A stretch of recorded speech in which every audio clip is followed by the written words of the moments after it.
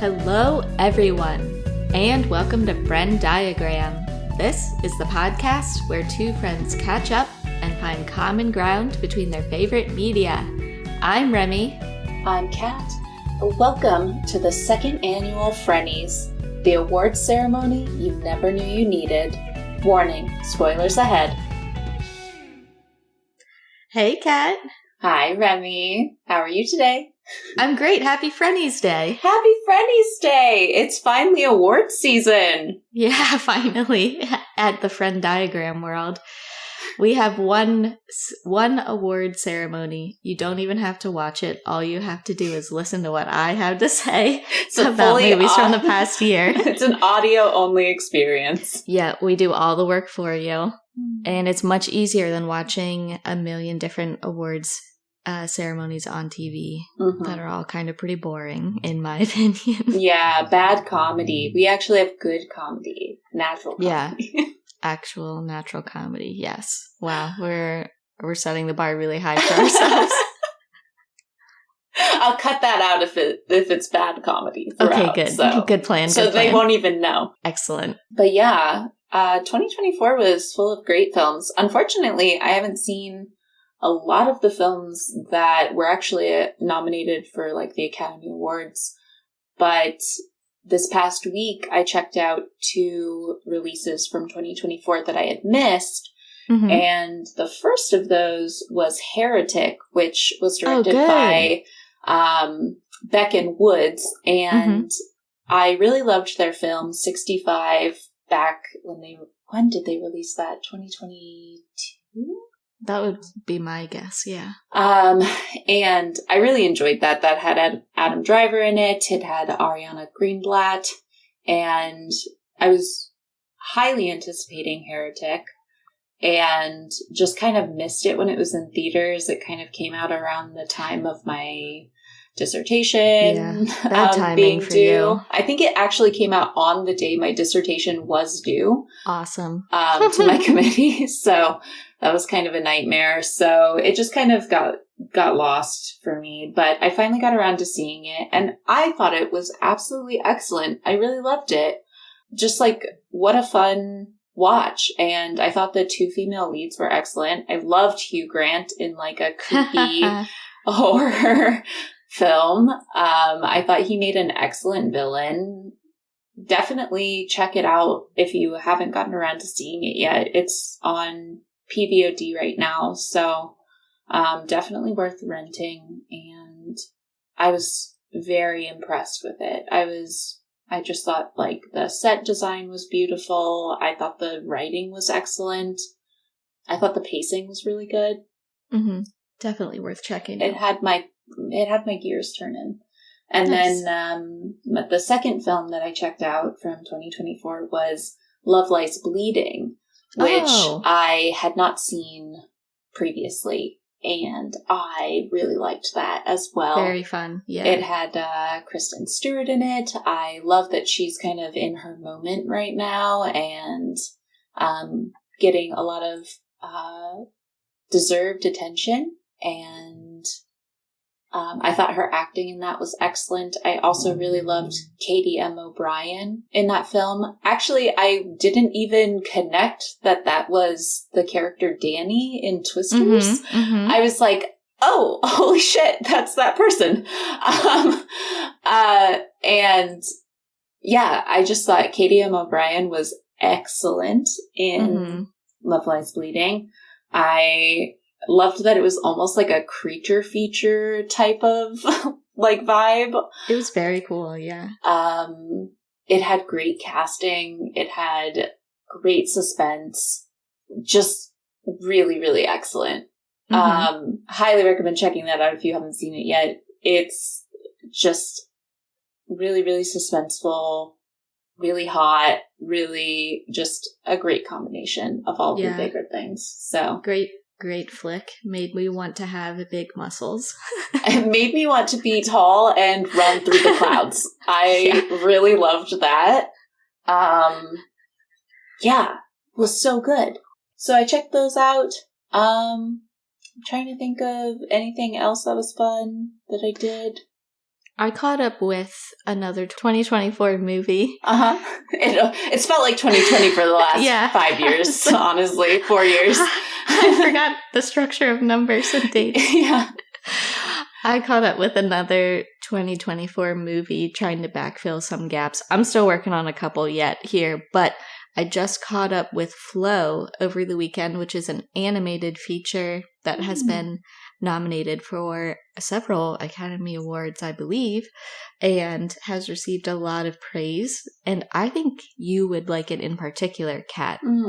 It's a dialogue-less, wordless feature that stars a cat. It stars animals. That's why there's no words or dialogue. Oh, okay. And each of the animals, particularly the central cat character, are experiencing a flood and navigating situations corresponding to that flood and the challenges it puts in front of them. And I thought it was really cool. It was a great exercise in what you can do with animation, and I think it's getting a lot of excellent praise for how it portrays water and the movement of water, because I think that's famously a difficult thing to animate, and Flo did a great job with that. And I think they even made it in Blender, I heard, which is awesome.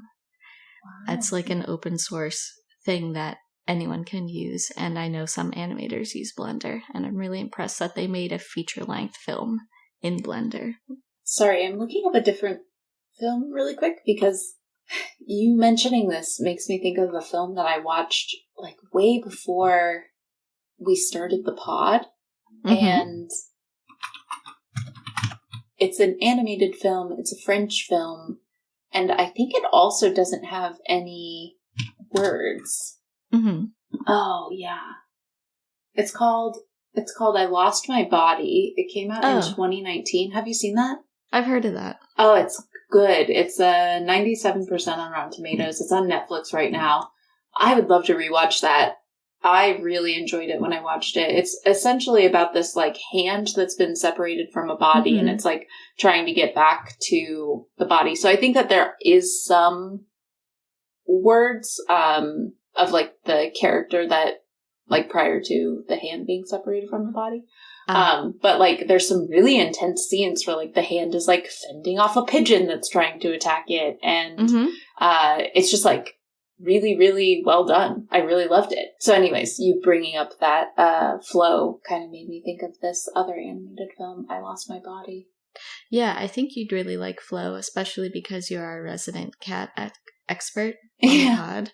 And I really like the way they animated cat posture and cat he's so cute. Gesture. I don't even know how to explain it. Yeah. Great, what do you even call that? Like, great kinesthetics on that cat? I don't know. They did a great job capturing cat movement. Yeah, body language. Yep, exactly. That's what I wanted to say. Because like I'm seeing like arched like shoulders and stuff, so yeah. Oh, I think you'd dig it. It's on Max right now. Oh, very nice. Yeah, I think I would dig that.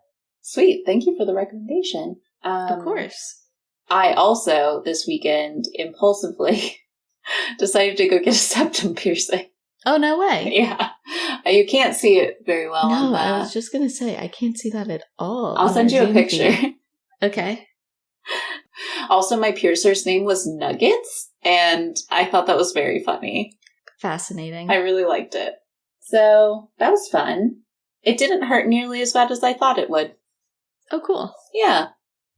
My conch piercings definitely hurt way worse than the septum piercing. Though, I do keep, like, accidentally, like, touching my face and hitting my nose. Or, like, just, like, kind of forgetting and being like, oh, I'll just, like, wipe my nose a little bit. And then I'm like, oh, ouch.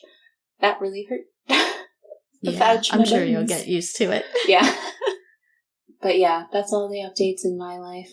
Awesome. Well, I'm really excited to talk to you about the second annual Frennies, which, if this is your first time tuning in for them, it's our bespoke award ceremony that we have here at Friend Diagram, where we recognize films from the past year in a variety of categories that aren't recognized by the Academy. And we think that these elements of feature film should be recognized more. So it's just our way of highlighting some great work from some great films. Mm-hmm. And there are some new categories this year, no? Yes. Now with more categories. I'll be keeping the same ones as last year, and I added on 3 more. So very exciting. Very exciting. All right. I'm going to go in the same order as last year, which means we're going to start off with Best Cameo. The nominees drum roll, please, for Best Cameo are Paul Scheer in Twisters, of course. Oh my god! Jumped out of my seat, so excited by that one. Loved it. M. Night Shyamalan in Trap. You gotta have him in there. Who was he? Raven's uncle? Yeah. The uncle. Great work from M. Night. Very fun. Light spoilers, but Michael Shannon in A Different Man. Mm-hmm. You know I love Michael Shannon. He played a cameo as himself, and I love that. What a fantastic man. Oh, that's fun. In a fantastic film. Everyone should see A Different Man. That's on Max now, by the way, too. Oh, you should check that out. Wonderful film. Great double feature with The Substance. So when you get around to seeing The Substance, check out A Different Man as well. Our final nominee is the winner for this category. It's Jesse Plemons in Civil War. That motherfucker had one of the best scenes of the year. He was in one scene. He crushed it. Oh my god. The fit, the attitude, the menace. The glasses. Yeah. Iconic. He was iconic, absolutely. Jesse Plemons in Civil War. He's our winner for Best Cameo of the Year. Woo! Great stuff. All right, let's move on to Best Ensemble. This was a very challenging category for me last year because there was so many fantastic choices. This year, I was less compelled by ensembles in terms of breadth and consistency. However, I did really enjoy the ensembles in The Bike Riders, Kinds of Kindness, Sing Sing, and The Brutalist. Our final nominee is the winner for the category. It is The 2000 Rats and Nosferatu. Oh my god, amazing. I love the interview clips of Willem Dafoe talking about all the of smell. No, not even just the smell, but just like not wanting to step on them and how cute they are. No, I love it. He clearly liked working with the rats, and I really enjoy that. What a fucking dude. Mm-hmm. What a dude. I would love to work with 2000 rats in a room. Oh, yeah, absolutely. I just want them crawling all over my body. Yes, please. Oh, yeah. Yes. I would absolutely have an allergic reaction. I would be, please bring me an EpiPen, but let's go. But, I mean, props to Robert Eggers for just using the real thing. Yeah. Yeah. That's what we're recognizing with our I want to know how much this year. money. I want to know how much money they spent on rat actors. Yes. And can I be a rat wrangler in the future? Ooh. You know I'm very gifted We're so with qualified. Rats. Yeah. We should do that as jobs. We should. Let's keep the industry moving in a use live rats direction and then start a rat acting business. Yes. Speaking of, congrats to the 2000 Rats from Nosferatu. This is a great transition into our next category, Best Animal Acting. The nominees are the Pet Bunny from Handling the Undead, Jean-Claude from Fall Guy. Great job, that dog. Love that dog. Great dog. Good job, Jean-Claude. The puppy that was a gun runner in Monkey Man. Oh my god, I forgot about the puppy. Very cute puppy acting. The Golden Conure from The Watchers. Oh my god. The one she carried around in a cage the whole time. Good charisma from that conure. Yeah. Our final nominee is our winner. It's Dondas from Gladiator 2. Oh my god. All hail Senator Dondas. This is a huge achievement for the best animal acting category, given that I hate monkeys. I also hate monkeys. How did Dondas do it? I don't know. Incredible work, incredible charisma, sounds, climbing around on Denzel and Fred. Yeah, it was perfect. It's just incredible respect for using a live monkey. Great job, Ridley Scott. Thank you. Yeah, great chemistry with Fred. Great outfits on Dondas, too. Oh my god, the outfits. Holy shit. Congrats, Dondas.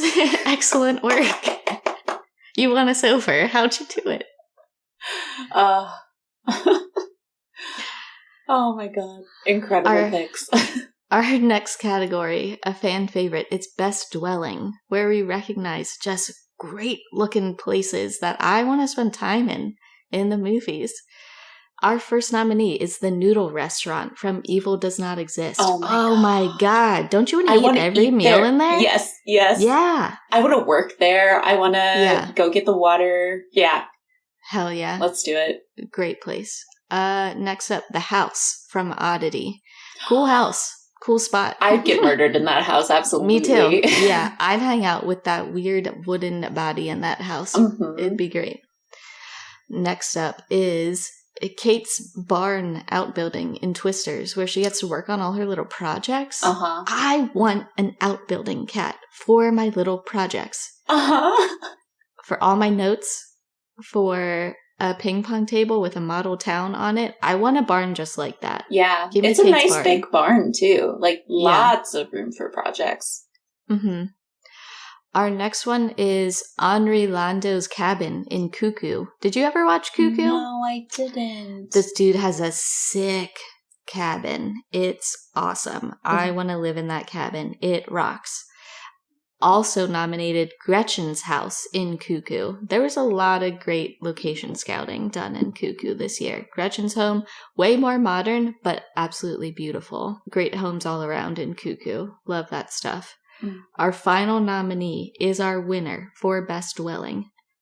It is Harrison's study from The Brutalist.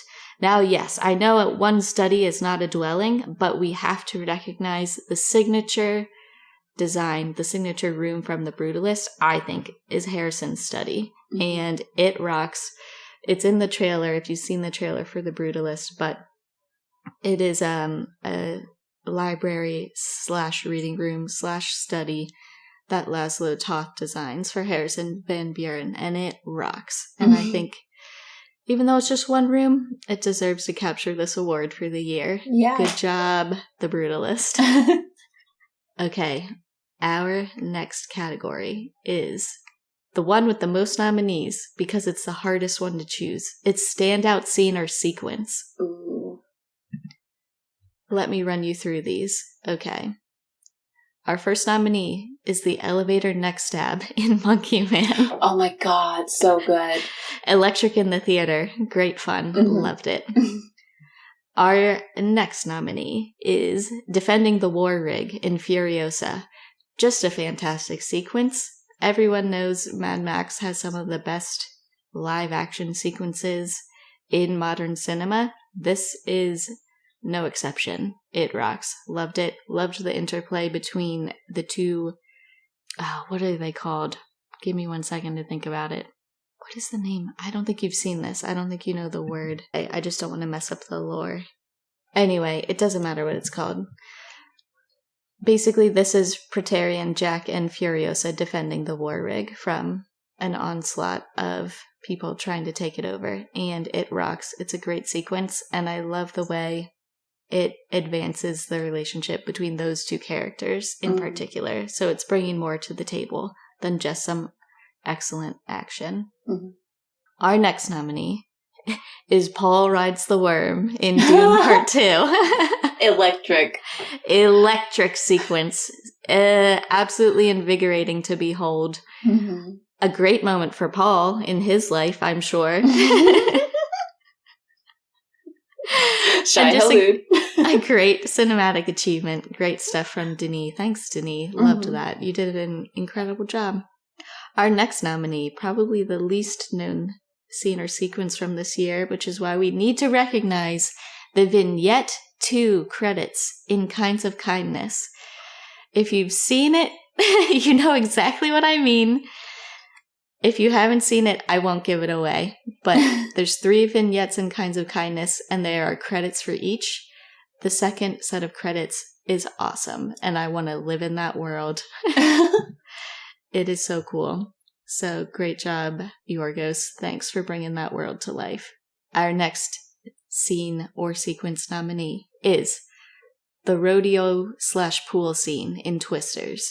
That was my favorite sequence from Twisters. There are many sequences I enjoyed. This is the one where they are at the rodeo and must flee to the hotel pool. Loved it. Very tense. Very charged. Yeah. Great High sequence. stakes. High stakes. Lots of body contact. Yeah. It was great stuff. People got some comeuppance. That was good too. Fine, you don't want to listen to the tornado sirens? Get fucked. Yeah, don't be mean to front desk workers at hotels. Oh, man.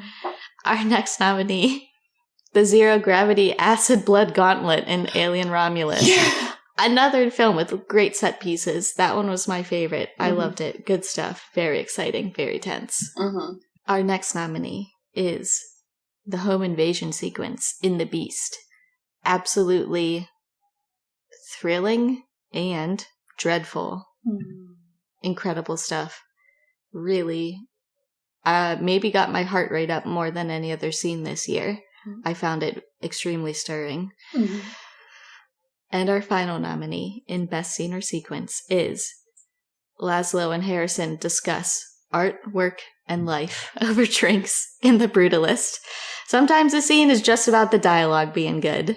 And that one, I think, is a quintessential part of The Brutalist. It's good stuff. So, those are our wide range of nominees. The winner for Best Scene or Sequence is a tie between Defending the War Rig in Furiosa and Paul Rides the Worm in Dune Part 2. They were equally exhilarating and important for the characters involved, and so I think they both should be recognized.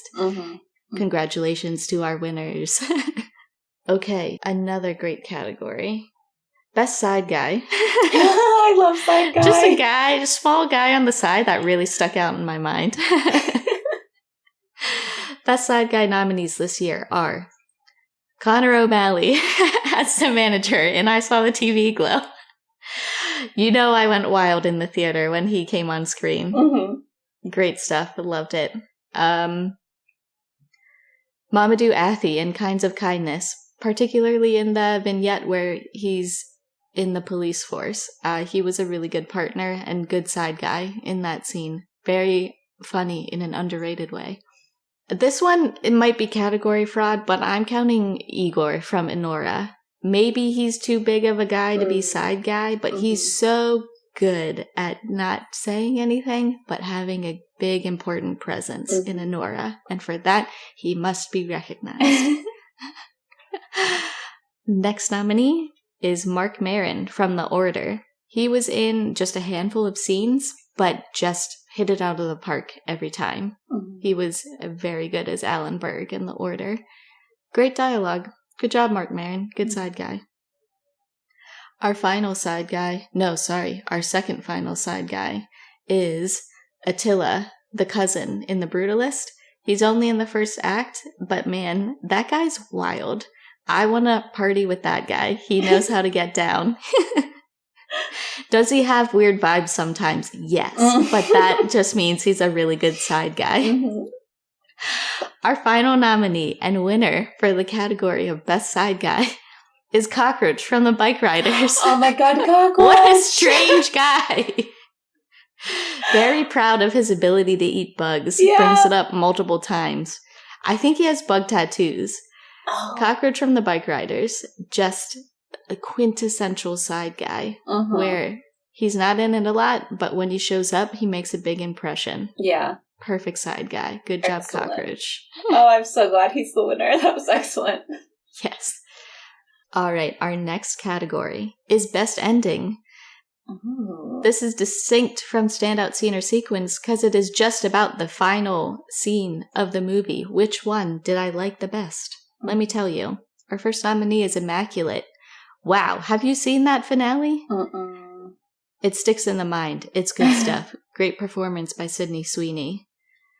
Our next nominee is Furiosa. Great ending. I don't want to give anything away. Just watch it. Our next nominee is Sing Sing. Again, I don't want to give anything away. Good ending, though. So good. Next nominee is The Substance. An ending you will never forget. It will be in your mind forever. Ooh. Great stuff. Great ballsy ending from The Substance. The Beast. That ending, an absolute gut punch. You have to see it to feel it and understand it, but also an ending that sticks with you. Okay, our final nominee is our winner. It is the ending of Challengers. Many of these endings were audacious and stirring and probably really upsetting and sad, but Challengers is the one nominee I have written down in this category with a smiley face next to it because it just made me so happy. And that's why the ending of Challengers is our winner for the year. Great job. Oh, boy. Oh, wow. That kind of makes me want to watch Challengers more, though. Yeah, you should. Then you can have the smiley face at the end of Challengers. I didn't know that there was a smiley face at the end of Challengers. I would have been more inclined. Oh, you gotta see it. Big smiley face. And 2 thumbs up. Smiley face and thumbs up for the end of Challengers. Who's got 2 thumbs of a smiley face? Me and everyone else watching Challengers. Oh. Okay, Kat, you might remember our next category from last year. It's Hater of the Year. Oh my god, I loved Hater of the Year. Hater of the Year, our first nominee. It's Ed Harris from Love Lies Bleeding. Oh my gosh, yeah. He hated on everything. He got so mad he ate a bug, Kat. I was shocked. I was like, what? What's going on? Huge hater. The hair. The attitude, everything. Ed Harris in Love Lies Bleeding. Big hater this year. Scott from MIT in Twisters. Absolute hater. Snobby hater, one might say. He definitely shit on everything and had a bad attitude. Sayonara, Scott from MIT. Our next hater of the year is Tauros from Anora. You know, yeah, he was a stick in the mud, but he had a lot of pressure on him to do a specific job, and it was really hard. Was he mean sometimes? Yeah, but I understood it. He did some good hating. Good job, Tauros from Anora. Also, incredible men's outerwear, I must say. Our next hater of the year is Agent Husk from The Order. The guy had an attitude, but yeah, he earned it.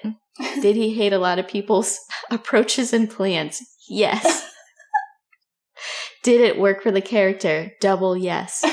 Agent Husk from The Order, played by Jude Law. Great hater this year. Our final nominee is our winner. It's Octoboss from Furiosa. Do I know what he was up to most of the time? No. But was he hating on Dementis 24/7? Yes. Did he make his own biker gang just to fuck with Dementis? Yes. Octoboss, don't cross him, because he'll come for you. He's our hater of the year. Oh, man. Also just a cool name for a hater. Congrats, Octoboss. You are in rare company. Very good work. Great hating. Okay, Kat, guess what this means? It's time categories. Yes, it is time for our 3 new categories. I'm so excited. Our first new category is Best Line Delivery. Ooh. There was a lot of great line delivery this year. Were most of these things that made me laugh? Yeah, okay, but some of them are serious. Our first line delivery nominee of the year is Tom Hardy in The Bike Riders when he's restraining Austin Butler from that fight, and he goes, "No, no, no." He says it so distinctly. I can't do it justice. Next time you watch Bike Riders, please pay attention to how Tom Hardy says "no, no, no" during that scene. It's very funny. Very good. Our next nominee is Glenn Powell saying, "What the hell?" in Twisters. He says it in a very Tim Robinson-esque way, and it brought me great joy. Great stuff, Glenn Powell. Nice line delivery. My next nominee is kind of cheating because it's every single line delivered in Megalopolis. Was Much Ado made about the line delivery in Megalopolis? Yes. Was it deserved? Yes and no. Was it funny? Yeah. But was it genuine? Also, yeah. Oh. Did Adam Driver need to say going back to the club in that way? No, but he put some sauce on it. And for that, we're respecting him with a nomination. Oh, Adam Driver could be a good Goblin King. Oh. He could put some sauce on it. Yes, this is in I can't reference. believe we didn't bring him up in that discussion. No. This is in reference to a previous episode in which we were talking about Nosferatu director help. Robert Eggers. I don't know why I can't ever remember his name. Has been slated to make a Labyrinth 2. If you don't know what Labyrinth is, it's a movie from the 80s. It had puppets. It had music. It starred David Bowie. It's excellent. It was a childhood favorite of mine. I can probably quote most of that film from memory right here, right now. Mm-hmm. And we were trying to decide who we would cast as a Goblin King replacement if we had to be on the casting team. And Adam Driver, I think, could be an interesting choice. Sorry. I mean, he can do basically anything. So yeah. I definitely believe he could do that. I'd love to see him with, like, a little sauce. That would be fun. Yeah. Anyway. Sorry. Okay. Our final nominee for Best Line Delivery is our winner. It's David Johnson saying "run" in Alien Romulus. Yeah! A single word, a single line delivery. So good. You could go so mundane, so banal with telling another character to run. And yet, the way David Johnson does it is so good, He's man. so good. How do you say it's so good? It's great. I want to watch that again. I want to run, because he told me to. Great job. Congrats, David Johnson. Yeah. Okay. Our next category is one of those special categories where it's kind of like the Golden It's kind of like the Golden Globes category of outstanding box office achievement, where they just made it to give it to Barbie, but it's okay because you want something to be recognized. This next category is called Scene in Which I Would Most Like to Be an Extra. Okay. And there's one nominee and one winner. It's the New Year's Eve bloodbath scene in The Substance. Okay. I was planning on you having seen it by now. I'm sorry. It's okay. You did not see it as promised last week, but when you do see it, please think of me when you get to New Year's Eve and be like, wow, would Remy really be a great extra in this scene? And the answer is yeah. I'd do that all day long. I don't care how cold everyone must have been or how disturbing it might have been. I would love to be an extra for Corey Lee-Farja in that scene in The Substance that looked sick as hell. Cool stuff. So yeah. And it's great inspo for a new category. Congrats, The Substance. Yeah. I think it would be cool to just be an extra in a lot of things. Oh, for sure. Being an extra must be a really neat experience. I would love to do that. Yeah. Okay. It's our final category for the evening. It's all coming down to this, a brand new category. We're debuting the most important one of the night. Oh my gosh. Please welcome our nominees for Best Smoking in a Motion Picture. Oh my gosh.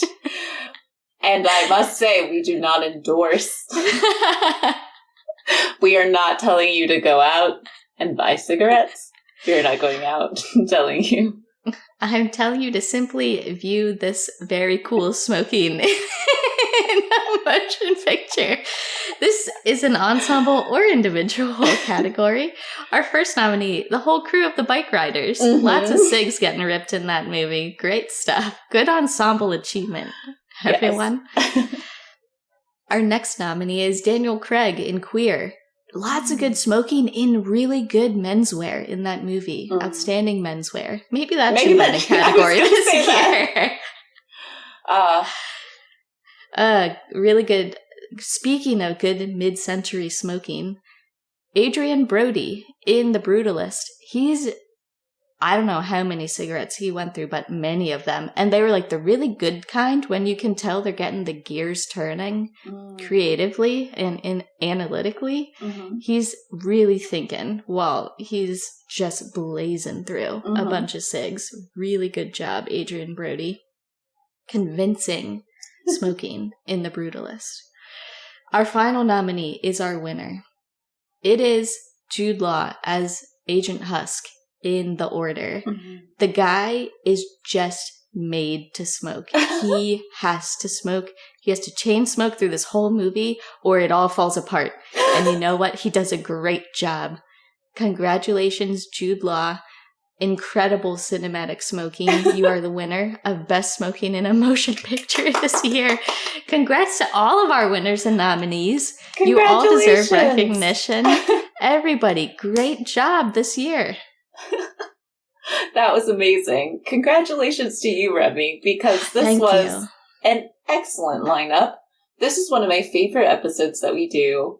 And it's just like a gift to my brain because I just get to like enjoy and like imagine what's coming next. It's just amazing. Every time we get a new category, I'm like, what could she possibly be thinking of? Yes. What's going to be on this list? And it's just so fun to have them revealed.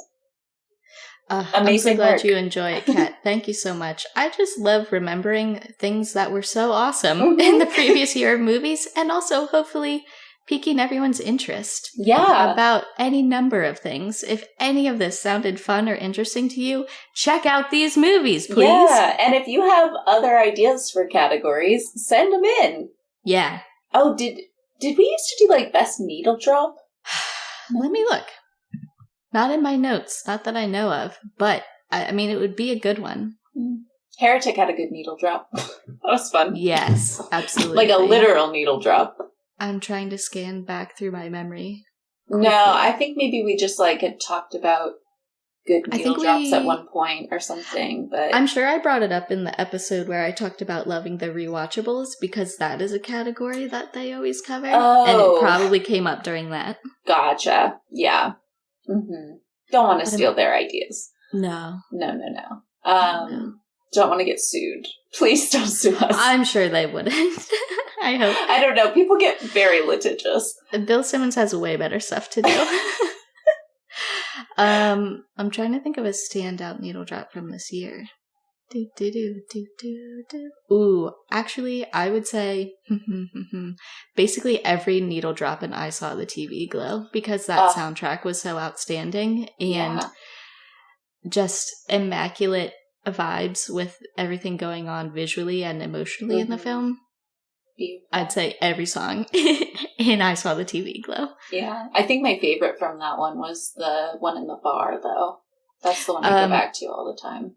Yeah, Claw Machine. I don't know if that one counts, though, because it's performed live in the film. I don't know either. But, so it's like, it's tricky. It's hard to say. What's it called when the person is, like, interacting with the music? Like, the music is in their environment and they're able to interact with it? I know this. I just can't remember. I know. I've, like, used the word... Diegetic. Diegetic, thank you. I was like, diatribe. That's not it. That's not what that word means. Close. Diegetic music. So, yeah. But, yeah, the music in that film was excellent. Yeah. But, yeah. I loved this. I love this episode. I love all these categories. And I can't wait for next year. It's so fun. Me too. Thank you for preparing it. Of course. Congratulations to our winners. Congratulations.